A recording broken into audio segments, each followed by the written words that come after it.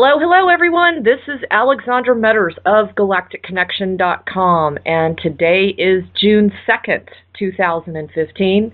We have officially reached the middle of the year mark. Woohoo! Anyway, for those of you that are new to Galactic Connection, please check out our daily blog. We do run it 365 days a year, and we do provide you a huge selection of interviews, articles, education, you name it, everything from spirituality to conspiracy to quantum physics and more. So check it out. And we also have a huge array of interviews. Check out our own Galactic Connection YouTube channel. And we've also been really expanding our social media network. If there's a network that you feel that we need to add to our list, please do so. We would really appreciate it.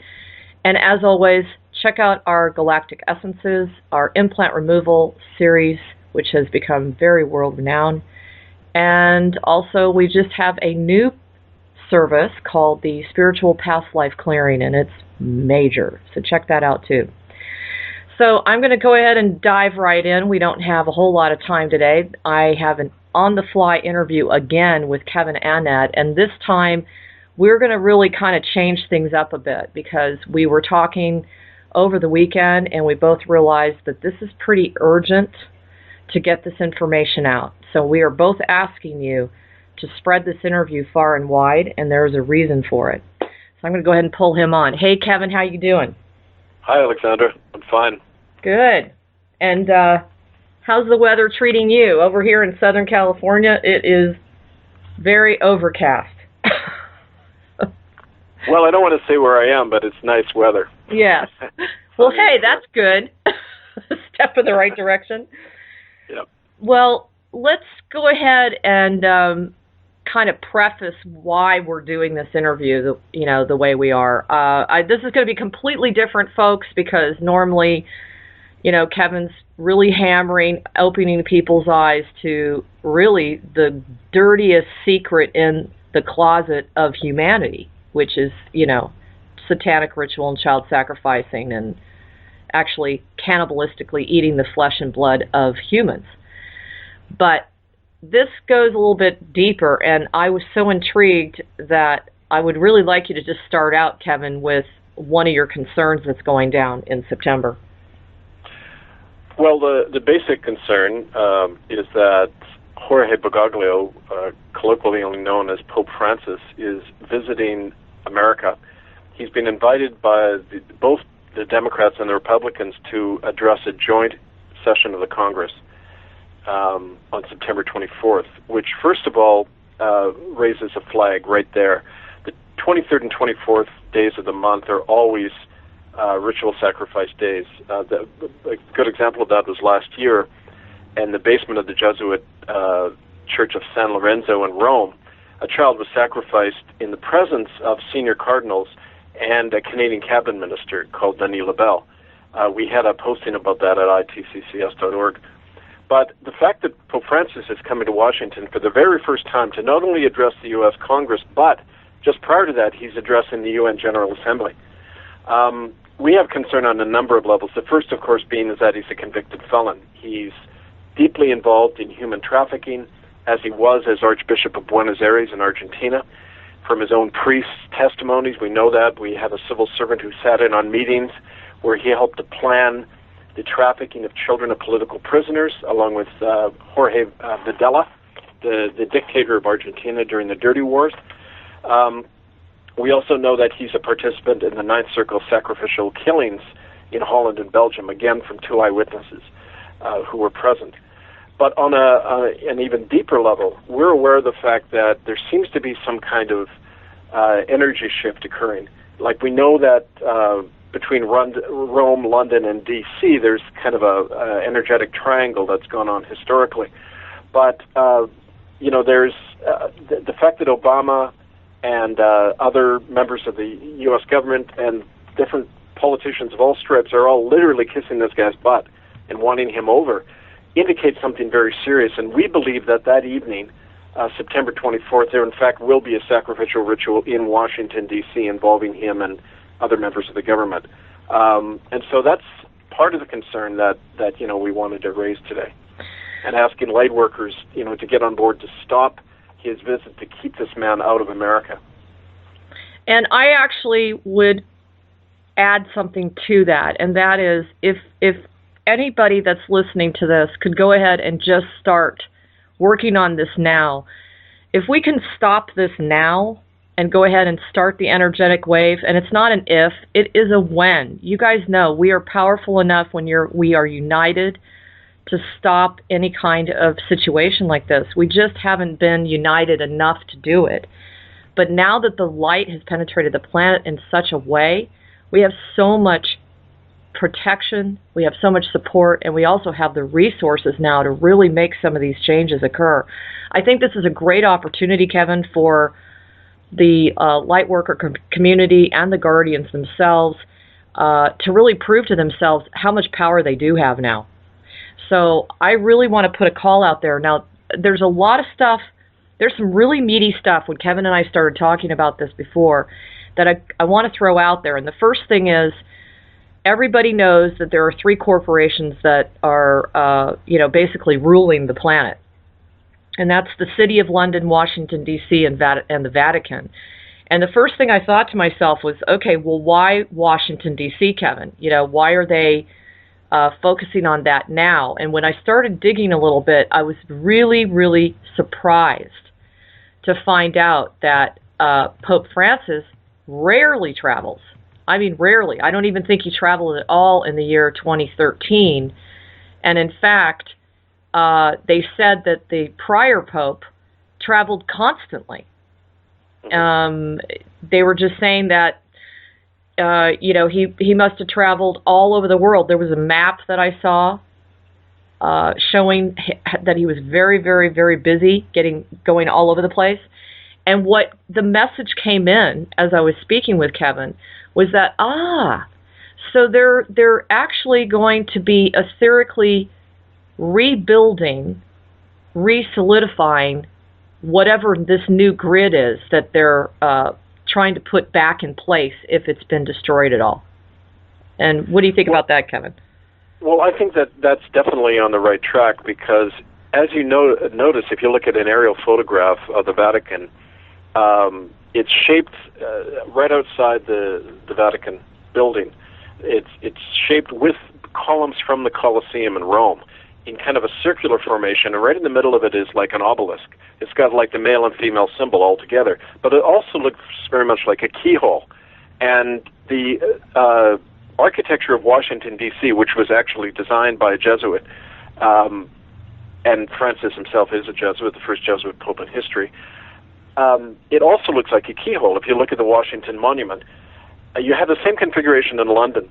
And all of these obelisks clearly, have a lot of significance in terms of literally being an energetic keyhole.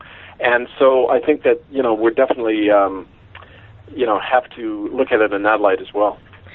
Well, and then I was also looking at the grids themselves over the weekend, and one of the things that I went back to, because I had studied up on this long ago, and this one particular website was really going into detail as to that it was a pyramid within a circle, within a couple of double diamonds, and blah, blah, blah. Anyway, I'm looking at it through more of like a 3- and 4-dimensional perspective instead of just a 2-dimensional perspective. And I realized that it was an etheric setup like that of the pyramids of Giza. And it had the same angle as some of the shafts that went into the king and queen's quarters, of the pyramid. And I thought, whoa, they're probably going to pull out some sort of major, show, for lack of better terms. This would be the ideal time for them to do something, like when they were playing with the, back up in Sweden. Do you remember that, when they were doing the blue spirals in the sky? Pulling something like that out. And I thought, this is a perfect time. And I think, because of what you've done and a lot of the other people that are really stepping forward and having a lot of courage to expose the things that have been done to him through the Catholic Church, I think they're getting really scared. I also wanted to ask you, isn't it true that one of the reasons Pope Francis is not traveling right now is because of the work that you've done? Oh, very much. It's the same reason, just for folks who don't know this, in the Common Law Court of Justice we helped set up in 2012 in Brussels, there have been 2 cases brought before it, and 5 top Catholic Church officials have all stepped down from office or announced their resignation. Wow. After being publicly indicted by our court and the tribunal in Brussels. That's, of course, Pope Benedict. He resigned in the same 2-week period that our first verdict came out involving genocide in Canada in the Indian boarding schools. And also Tarcisio Bertone, who was the Secretary of State, also named in the indictment. He resigned just before Pope Francis took over. The head of the Jesuits, Adolfo Pichon, in the second case involving global child trafficking, after we had named him, he also announced that he wouldn't be head of the Jesuits after their next Congress. The Cardinal of Ireland, Sean Brady, after he was named in a radio broadcast of having been involved in the ritual killing of children in Tuam, Ireland. Remember that big cistern where they found the severed remains of newborns? Yeah. And he was directly involved, not only covering up, but he had been involved in that. And again, from eyewitnesses and even members of the Gardaí, the Irish police, confirmed that to us. He stepped down, and it's like the proof is in that, and the fact that Ratzinger is hiding out in the Vatican and resisting extradition. There's a Washington lawyer, Jonathan Levy, who's been trying to extradite the guy, and Bergoglio himself is staying out of the limelight because he knows he's being named publicly as being involved in these Ninth Circle rituals. We know that as early as 1774, every pope was expected to take part in these Ninth Circle killings, ritual killings of either a newborn or a young child. And we've gotten that from archives from the secret Vatican archives. The same fellow actually who released the evidence about that policy, Crimen Solicitanis, that every priest has to cover up child rape. Mm-hmm. Same source released these Jesuit documents showing the existence of this Ninth Circle cult. And Bergoglio is an active member, as was Ratzinger. When he was a member of the Hitler Youth, there was a thing called the Knights of Darkness in the SS that was a kind of a joint Catholic SS satanic cult. And these guys literally have blood on their hands, and they know it. And so, not surprisingly, he's keeping a low profile and putting out the grandfatherly benign image through their media that gets everyone fooled, that he's some kind of force for change, when quite the opposite is the case. Interesting. They're actually saying that, here's a quote from one article. It says, quote, "The other reason why Bergoglio sticks to Rome is because of the needed reforms within the Vatican. He knows he was elected in March of 2013 to clean up the mess there. That's what his mandate is about, first and foremost," unquote. Yeah, right. No, his mandate is not to clean up, but to cover up. You're right. And in fact, after he came in, we found large amounts of money being transferred out of the Vatican Bank into the BRICS Bank. And that's one of the things and I think one of the reasons he's been invited to Washington, and the reason Queen Elizabeth and Obama both kind of went to Rome for private consultations with him, is that the Western Bloc is very concerned about that, and they're trying to keep, the Vatican in their geopolitical bloc against the China-Russia bloc that's forming in the world, or exists. It's kind of a counterweight to the West now, and I know that that's partly the reason he's coming, but like you say, it goes deeper. It has a lot more sinister implications. What is your feeling about Bergoglio's supposed attempt to shut down? Now, this is something I came across. Supposedly, he is making some efforts to shut down the Vatican Bank. Well, the Vatican Bank is insolvent. That's the point for several years now. And we have this from sources in Rome, including politicians and reporters there, that the Vatican Bank is basically in a state of insolvency. And as long ago as 2006, the Security and Exchange Commission in New York was warning bankers around the world not to have anything to do with the IOR, as it's called, the Institute for Religious Works is its official title. Actually, it's for laundering mafia money and other things, but hardly religious works. But that's one of the reasons that they're looking to join up with the BRICS banks to get themselves out of this insolvency. But again, a lot of it is smoke and mirrors, because as with the case of when now and then there'll be a headline saying Bergoglio says there's a zero tolerance policy now towards child rape in the Catholic Church. In fact, that's all a lie. When after he got in, he reaffirmed in a letter to Italian bishops that they were not to tell police when children are harmed. In other words, he's reaffirming the standing policy of crimen solicitanus, that you protect child rapists within the Catholic Church. So, there's his mask he wears for the media and the public, and then there's the reality of what he's doing behind the scenes, and it's to solidify their power and to close all the gaps that were so obvious under Ratzinger, right? Right. Well, and check this out, folks. Pope John Paul II, who they refer to as the Pilgrim Pope, he made over 104 foreign trips. 104, Kevin. They say here that he traveled 725,000 miles. Now Francis comes in 2013, and he's maybe made, I don't know, I think I counted maybe 8 trips. Mm-hmm. And I just thought that was really surprising. Well, he doesn't have... The point is that he's got so much dirty laundry that he's really worried about that coming out. And the thing about John Paul II, too, don't forget, is he was closely tied to the Reagan-era CIA bringing down of the Eastern Bloc and the Soviet Union.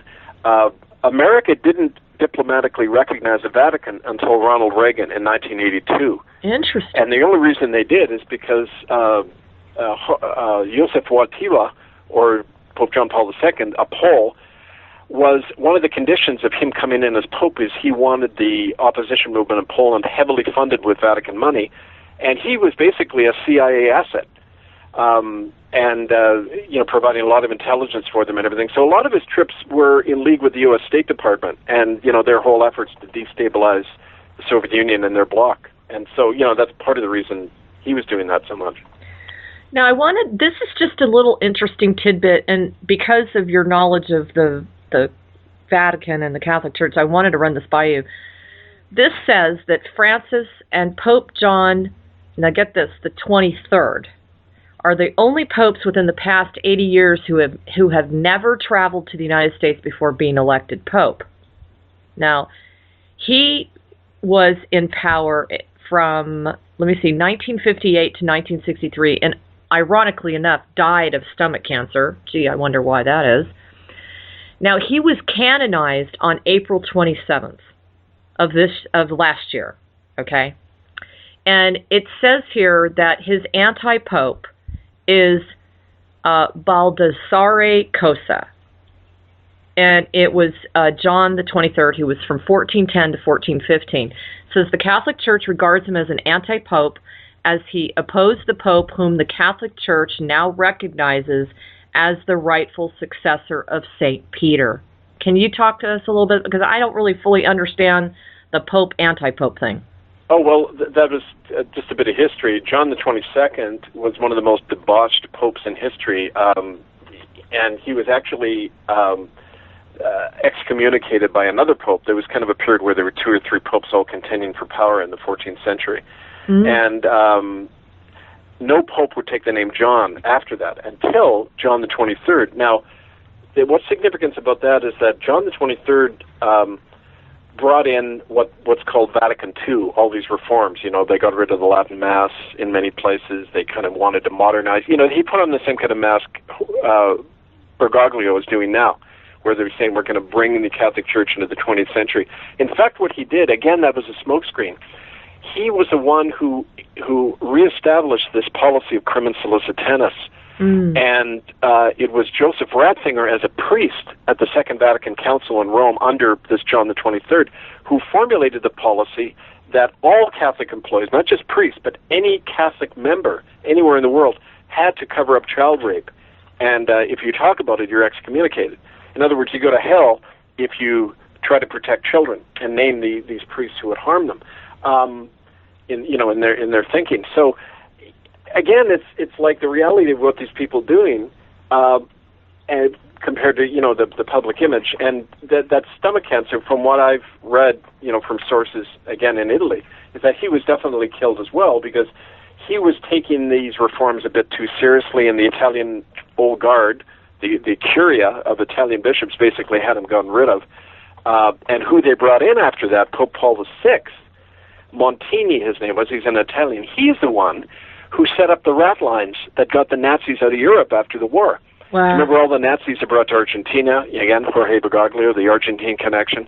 They were bringing a lot of the Nazis to America and South America after the war through what are called these Vatican rat lines out of Dominican monasteries in Italy, where SS doctors, all of the guys that were used in Project Paperclip and all these things after the war, they were brought out by this Cardinal Montini, who took over after John the 23rd and negated a lot of these changes that he and then the guy they killed in 1978 as well for trying to investigate the Vatican Bank. That's just so crazy.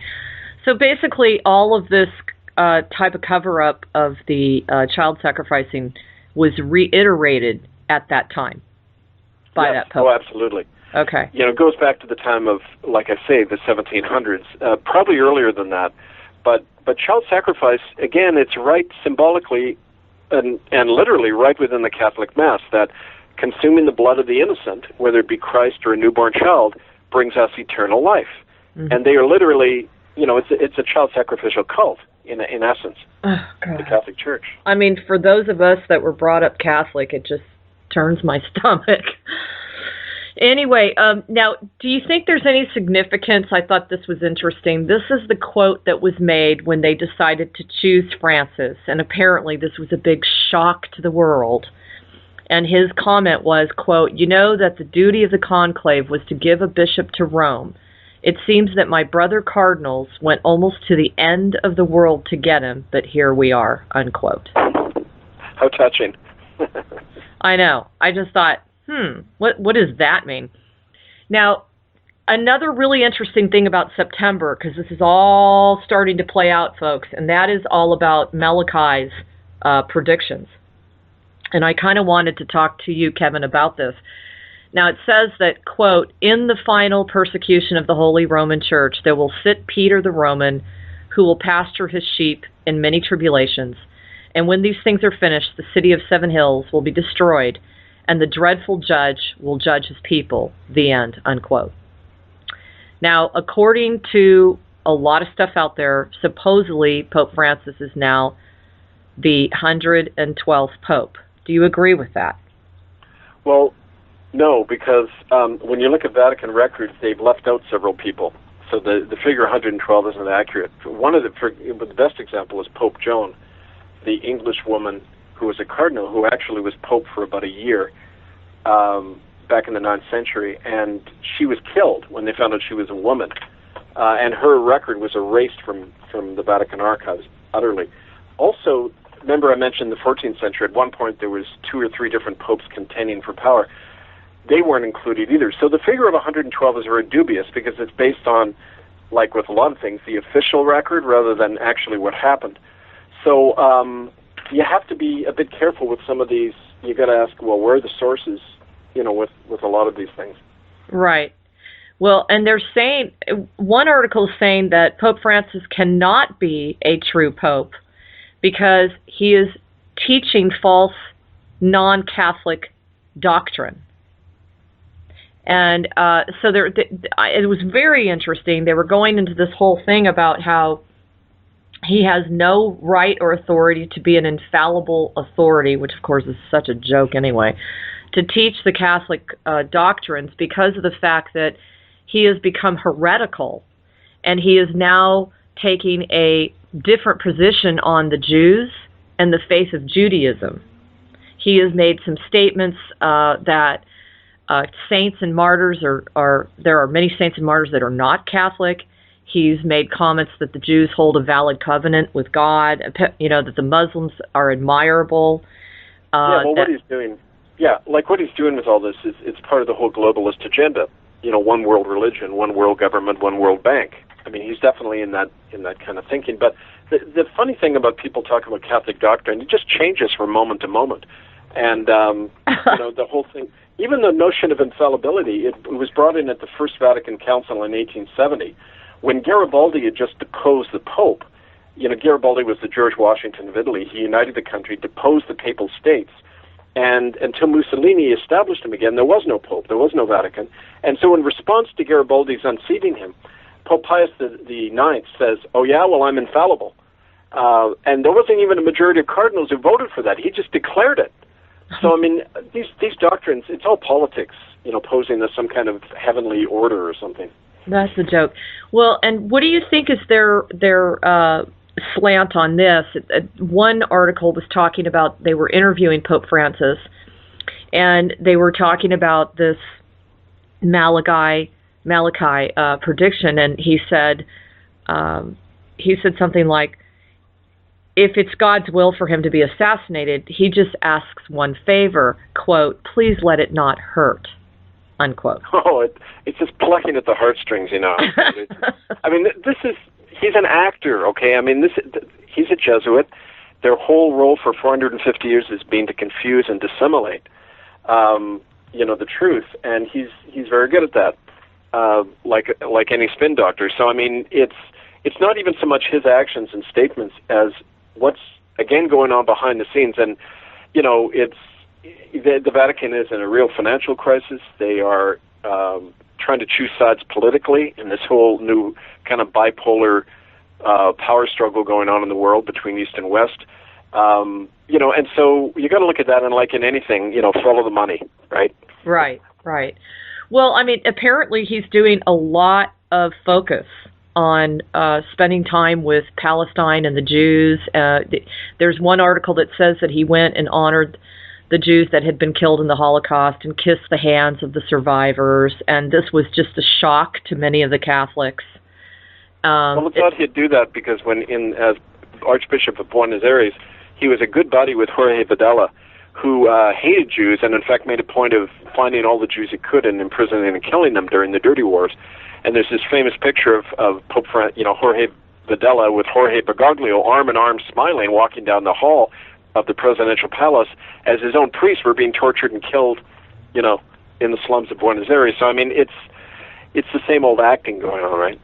God, it's so disgusting.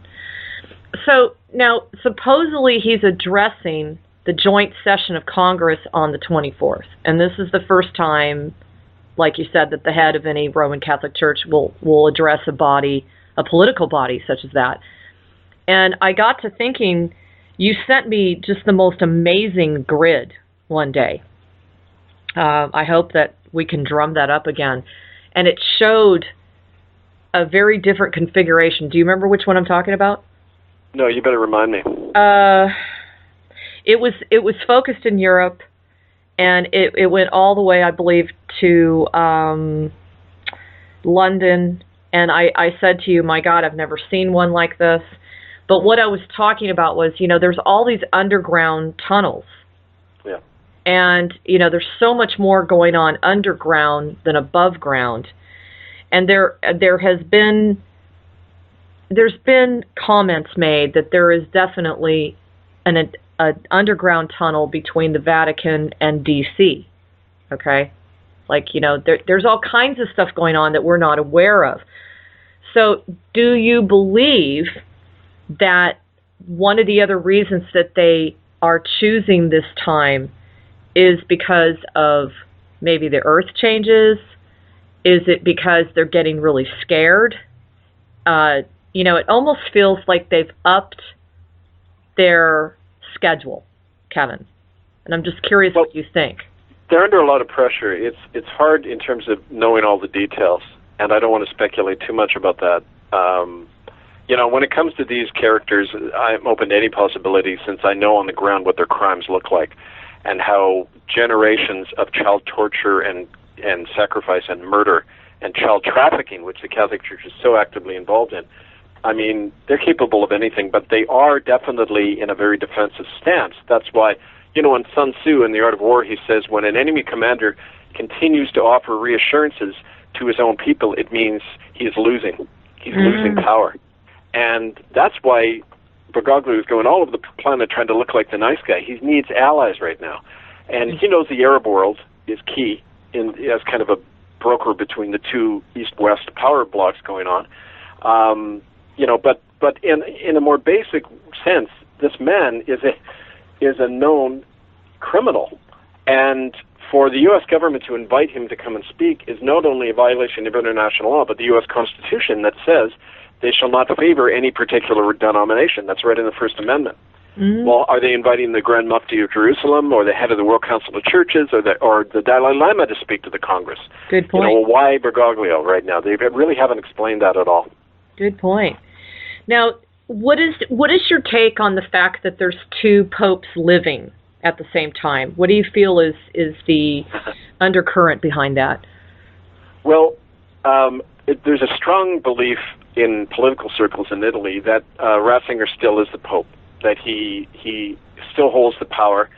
Examples they put forward of that, there's a Milan reporter who I spoke to who said, well, look, Bergoglio doesn't even wear the papal ring. He doesn't live in the Vatican. He lives with a bunch of nuns, which I found interesting, down the road from the Vatican. He wanders around the streets of Rome by himself. Now, no actual pope would be allowed to do that. No. And he makes all these statements about Vatican policy that the cardinals then disavow. That's not how popes have ever behaved. So I think there's some credence to that legally Ratzinger may still be the pope, and Francis is just, you know, the front guy, the actor, the distractor, if you like. So basically, this is just really a stage production for our sake at this point. Well, have you seen the movie Wag the Dog? I haven't seen that. Oh, you've got to see it, because it's like basically this president of the United States is caught with an underage girl, so all his PR spin doctors create a war to distract the American public from the scandal so he can get reelected, and sure enough, they do it. And this is exactly what goes on at these levels of power. It's all spin doctoring to make everybody like the Vatican again after its whole public image was so thoroughly trashed by Ratzinger. So, you know, I mean, it's not surprising at all, any of this stuff. Well, and I noticed that they were really surprised that he took the name Francis after St. Francis of Assisi. And yeah, it's part of the whole image. Yeah, it's all part of the image thing. That's really interesting.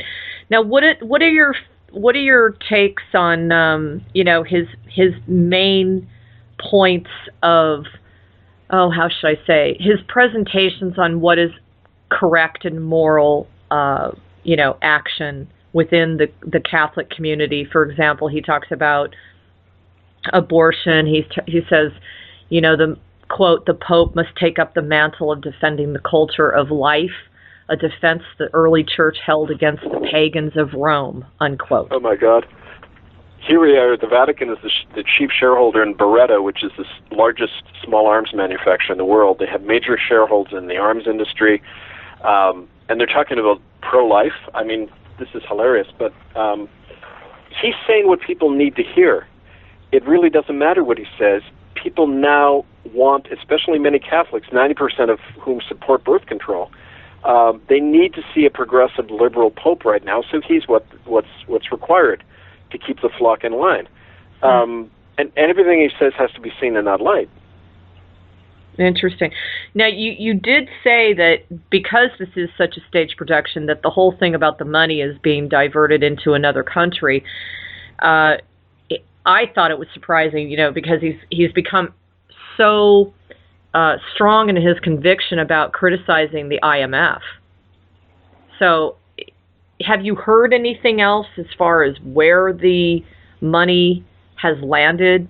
And it, you know, do you think, just from your sources, do you think that they will get to a point where they'll literally say, oh, you know what, this was just so corrupt, we're going to go ahead and close the Vatican Bank, and even though it's probably still going to operate, right? Well, check out a few months ago, there was a thing, it's not really prominent in the media anymore, but Vladimir Putin and the Chinese premier and some people from India had a big press conference in Malaysia, and they announced the kind of Eastern version of the IMF, the Inter-Asian Investment Bank, and it's kind of the counterweight to the IMF. So naturally, for Bergoglio to criticize the IMF, that's an indication of where he's leaning in the world and how their money is. They're not so much funding BRICS as they're hoping BRICS will bail them out. But Bergoglio, like any good Jesuit, is playing both sides. In any war, in any revolution, the Jesuits have always done that, and that they're adept in doing that diplomatically. So he's just doing what they've always done, just kind of on a bigger stage now. That's really interesting. I had to read this to you, Kevin. I know it's just going to disgust you. It says, on a similar note, the Cardinal has addressed sex trafficking, a grave crime that normally targets the young and vulnerable. Quote, now this is the quote, "In our city, there are people committing human sacrifice, killing the dignity of these men and these women, these girls and boys, that are submitted to this treatment to slavery. We cannot remain calm. The Cardinal urged his fellow citizens to report breeding grounds for submission for slavery, altars where human sacrifices are offered and which break the will of the people, asking that everyone do what they can, but without washing their hands of it, because otherwise we are complicit in this slavery," unquote. Well, they are complicit. They do it all the time. When was that quote, the date of that quote? Do you mind telling me? Let me see. It does not say that. Well, it was recently this year, probably, because... it's referring to 2007, actually. Okay, but here's the thing, Alexandra. No one in the Vatican has made reference up until now of child sacrifices. Bergoglio himself, in reference to child abuse, referred to it as being like satanic rituals. That's new, and that's in response to the fact that we've exposed all these things, and they have to get out in front of the issue, like any spin doctor, and make it seem like they're actually opposed to this stuff when they're a chief actor in it. Like I said, the Church of San Lorenzo, literally half a mile from the Vatican, the main Jesuit church in Rome, is where these rituals go on a routine basis at certain times of the year. And, I mean, it's just so gross, and the hypocrisy is in the word. I don't have a word for it, Yeah, I know. Well, the reason I read that is because I really believe that these are the quotations that are going to totally bite them in the butt. I mean, they're going to really have to eat crow, Well, if they're forced to. I mean, I guess the question is who's going to force them. And even though they're the richest institution on the planet, they're extremely vulnerable, which is why they're doing this thing. And we find, like, the work we do, all we have to do is stand outside a Catholic church and start handing this stuff out to people, and the priests and the local bishops start freaking. Yeah. And they start issuing statements to the media. They are so easy to provoke, and that's why, these kind of grassroots actions, even by a handful of people, get these kind of reactions from the Vatican. It's so awesome.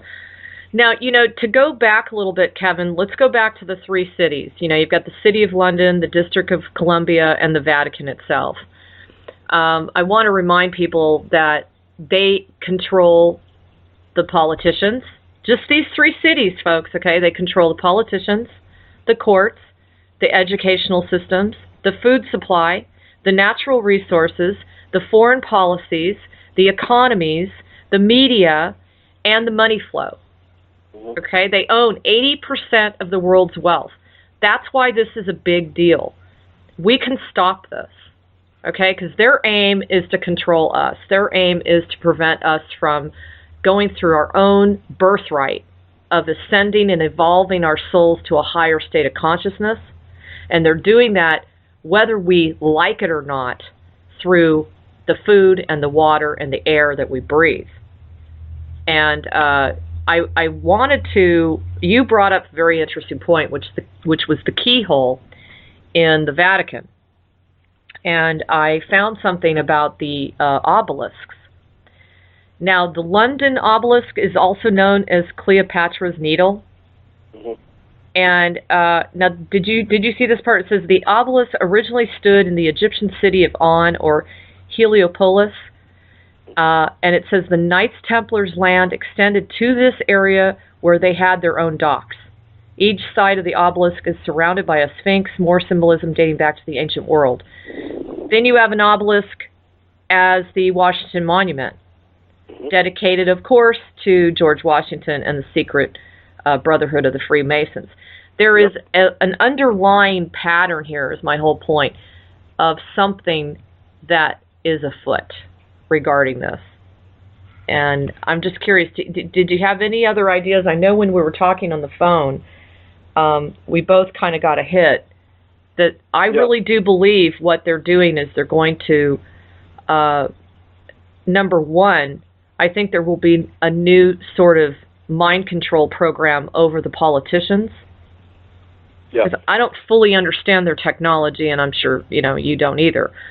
But well, when we were talking, we made reference to the fact that America is where a lot of this change is occurring, and they want to get a clamp on that, like in England.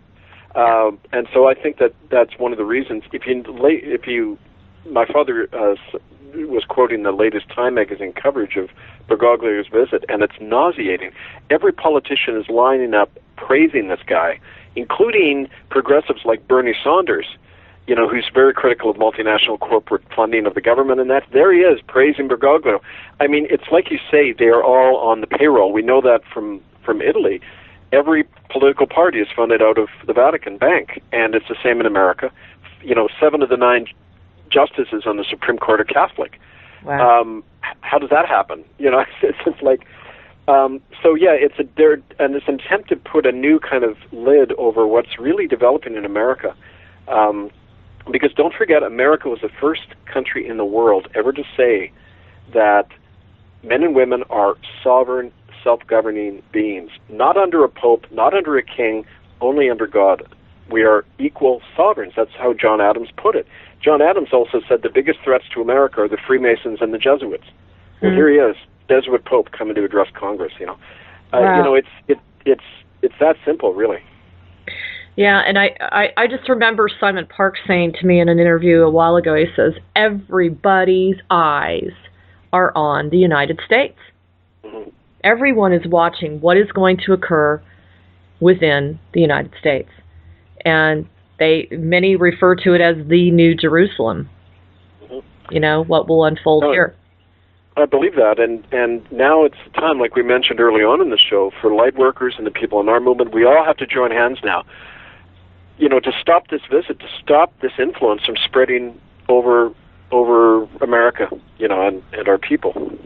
I agree, and I, for one, folks, you know me, I'm not super big on a mass meditation because I've just been convinced by many how they use that energy.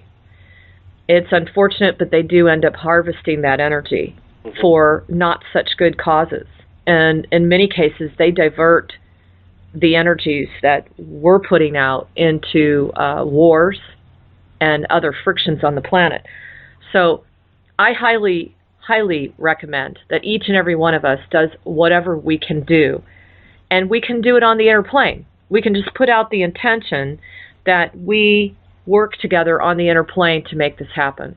I really believe that this is very, very important. So the dates are, Kevin, the September 23rd through the 26th? Well, he's coming to the UN. He hasn't given an exact date, but it'll be a few days before the 24th. I believe that's a Thursday. September 24th is when he's speaking to Congress. And before that, he'll be in New York at the UN. So again, we're going to have a presence there publicly, but it's kind of like when I first did that exorcism in Rome. They are they're really an illusion. When I was standing there outside the Vatican, I had an inner sense that there was nothing there.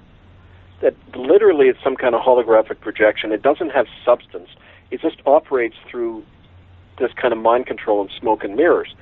So I think the best weapon we have with this is just to stand outside of its illusion and to just tell it to go away, because literally that seems to have an impact.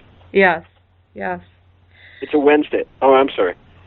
September is a Thursday, September 24th of this year. September 24th. Okay, and the United Nations visit is the day before, which is the 23rd. Either the day or the 2 days before, something in that period. I haven't been able to find anything super specific, but I know they deliberately do that, right? Yeah. Okay. And again, September 23rd, 24th is a prime day in the month where people are killed, where are ritually sacrificed. I can give you the list of 10 or 12 people who were killed on that day, including people here in Canada. And that's one other thing I did want to mention before, we end the interview, the whole situation recently in Canada, when we have a moment. Oh, we'll get there in just a few seconds. The only other thing that I really wanted to run by you, and maybe you could expound upon, is the whole thing about Peter the Rock, because that ties in with a lot of the press coverage that Pope Francis is getting. Can you talk a little bit about it, where it says, you are Peter, and on this rock I will build my church, and the gates of the Hades will not prevail against you? Right, well, it's interesting because that one word is what really exposes things. In the original Greek, it says, "This is the rock upon which I will build my ecclesia," which means congregation. It doesn't mean church. It means like an assembly of gathered disciples. It doesn't mean church as an institution. In fact, that's when William Tyndale translated the Geneva Bible. He translated it to say congregation, not church, and that's what got him burned at the stake, because they're saying there is no basis for the church as an institution. It's simply people gathered, in memory of Christ and His Spirit. That's a very different notion. So that whole church-created legend that Peter was somehow made the first pope, it's nonsense. There's no basis for any of that, including in the Bible, starting in the Bible. So for them to even invoke that, it's like when they invoke what's called the donation of Constantine, where they say, well, Constantine wrote this document before he died, the Emperor Constantine, and it bequeathed all of the property and authority of the Roman Empire to the Catholic Church.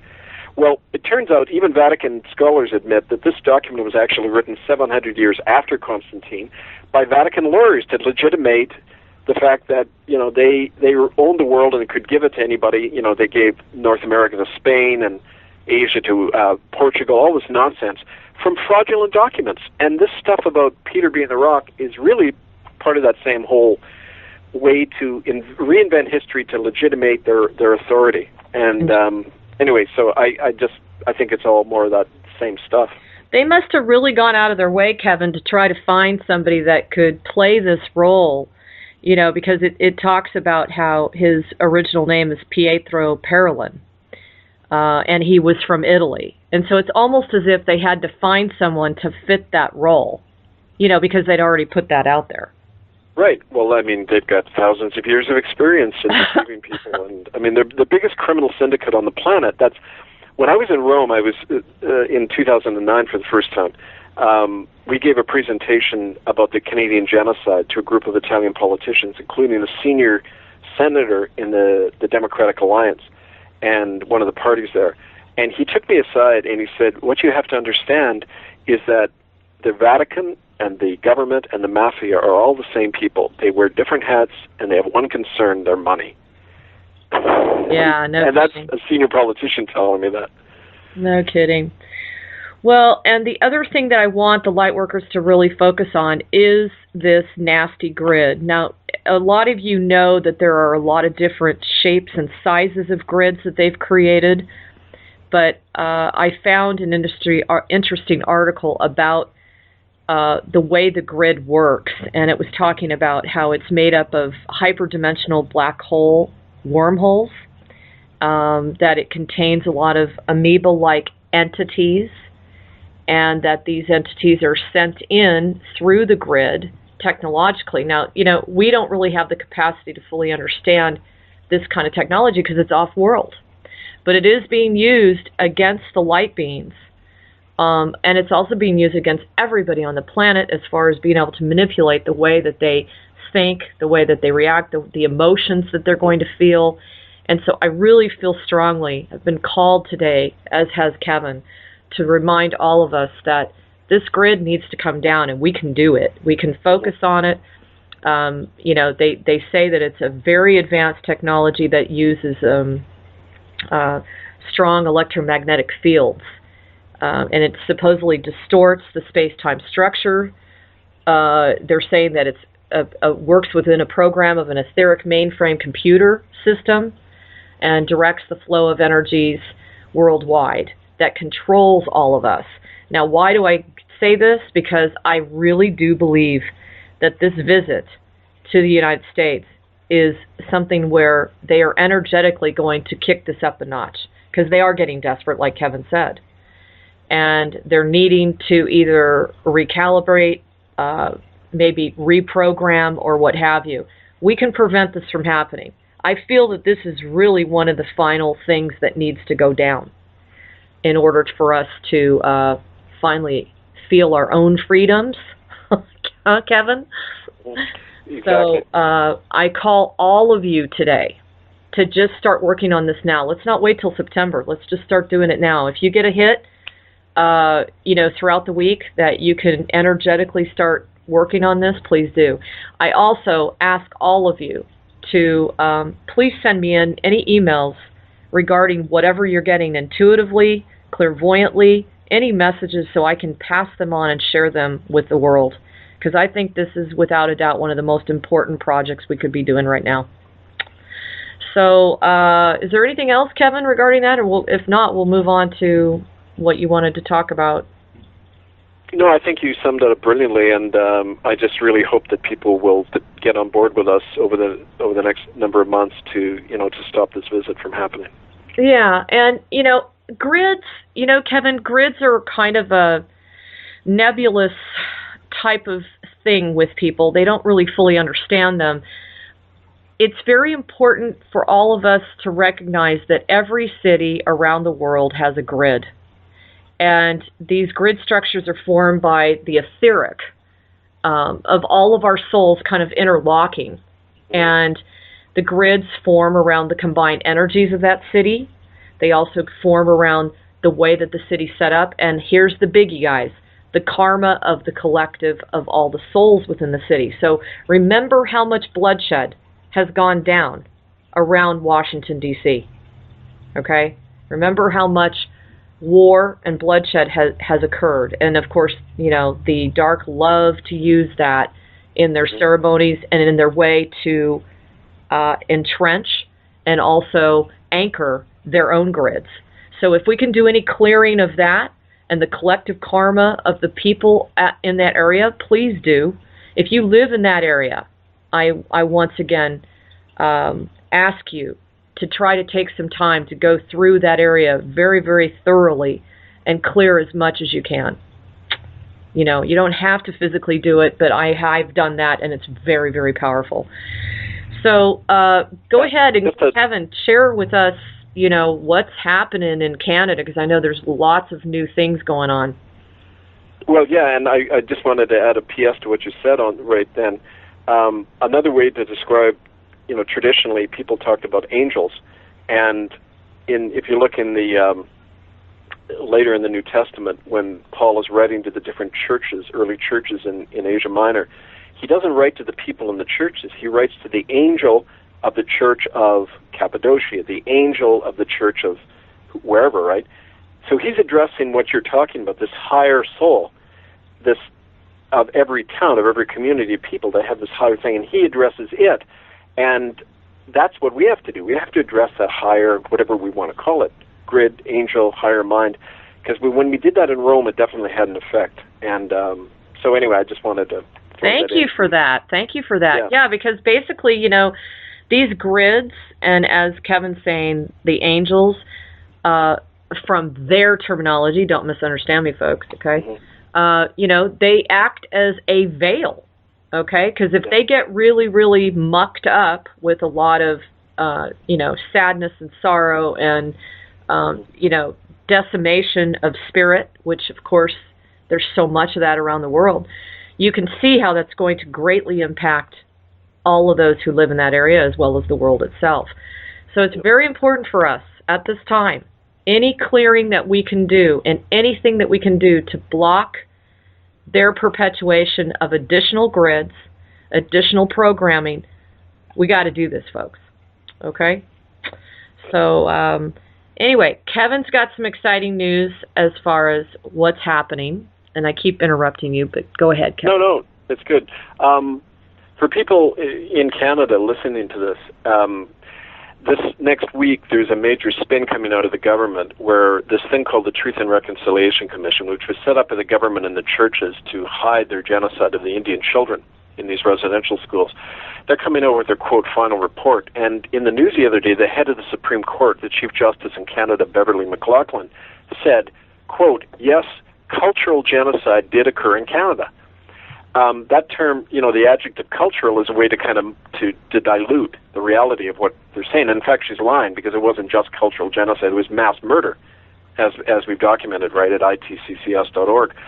But the fact that they would go that far to say that is more of what we're talking about, in that the system here in Canada is especially vulnerable, because they're at the point now where they have to admit their crime, but they don't really see that there's a consequence that comes out of that, and that it plays right into what we've been saying all along, in that when the government admits to a crime, and under international law, states, there's a thing called the International Convention on Genocide that Canada ratified. The U.S. has never ratified it, of course, but Canada ratified it in 1952, and they were obligated under international law to, quote, prosecute and punish genocide. Well, here, no one's ever been punished or prosecuted in Canada for genocide, and yet they're acknowledging it happened. What they're opening themselves up to now is their complete collapse, because when a regime is that murderous, and they're admitting it, and yet they're not doing anything about it, the citizens are freed from any allegiance to them. Under international law, it says, if you're a member of that kind of country, you cannot pay taxes, you cannot support the regime, you can put them on trial, and that's in fact what we've been doing. People know about the Republic of Canada that was declared last January. In London, Ontario, one of our groups is actually performing citizen arrests on some of the Anglican bishops who have been covering up these crimes. We had a lot of this talked about on our show Radio Free Canada, which is every Sunday at 3 p.m. Pacific. And I just wanted to tell people that in the weeks ahead, there are going to be a lot of these actions by members of the Republic to actually stop these criminals. We know that the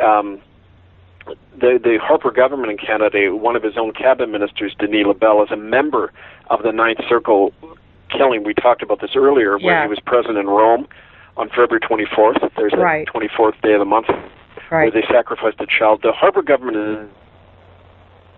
Oops. Kevin, are you there?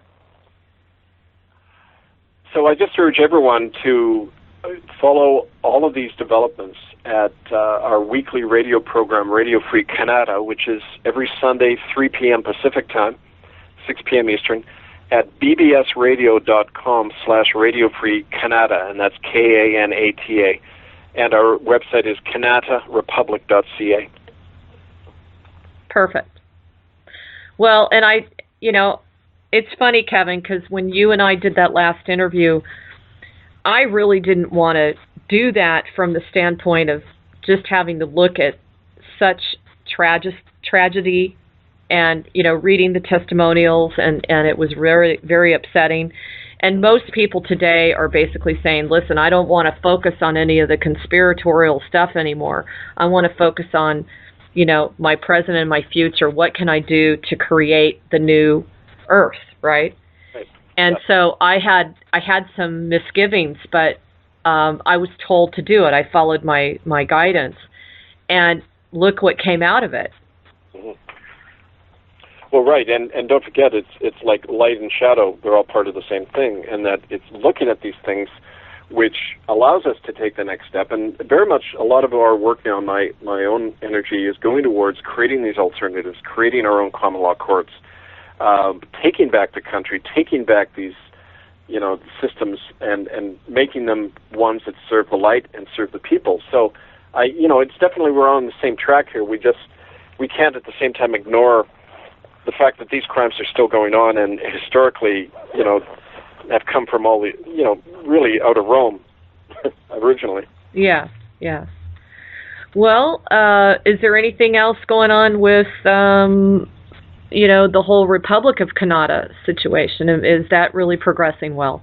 It is. We had more people. It's now over 2,500 people who've taken the oath of allegiance. There's Fantastic. People, especially in central Canada, in Ontario and Quebec, who are getting on board with this. There's a whole French language section that's starting up, and again, canadarepublic.ca, people can follow kind of the basic, work there, and on our radio show. But I think it's important that what we're learning is that it's the power people have when they take local action and not wait for some organization or some other source to come in and show them how to do it.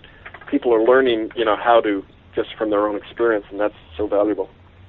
Well, I just want to thank the Canadians. I mean, right on that they've started this movement, and it's literally spreading across the world, and they're just, showing us and being a representation of what we're going to be doing in the future. And, the main thing that we should all be waking up in the morning with is we are just another day closer to really, truly experiencing freedom for the very first time in this reality. It's getting closer and closer because of all of you and the work that you've done. And I honor all of you for just really hunkering down and going through the difficulties. I get enough emails to know, and I know what I go through. So I just want to thank all of you for the hard work that you're doing. And Kevin, of course, you as well, just the immense amount of energy and dedication that you have shown. We could not have the response that we have had now without you putting yourself on the line. And so I know so many people really appreciate what you're doing.